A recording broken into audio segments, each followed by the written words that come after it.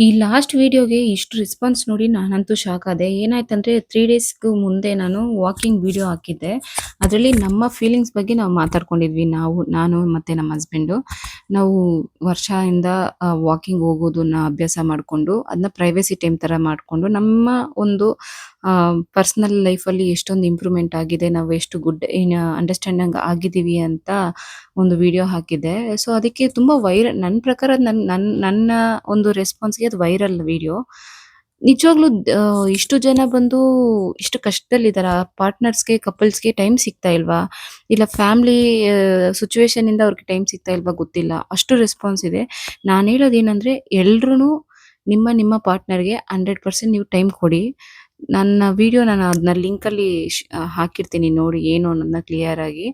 So please time ಕೊಡಿ. ನೀವು ನಿಮ್ಮ ಟೈಮನ್ನು ಪಾರ್ಟ್ನರ್‌ಗೆ ಕೊಟ್ಟು ನಿಮ್ಮ ಜೀವನ ಬಂದು ಹ್ಯಾಪಿಯಾಗಿ ಲೀಡ್ ಮಾಡಿ.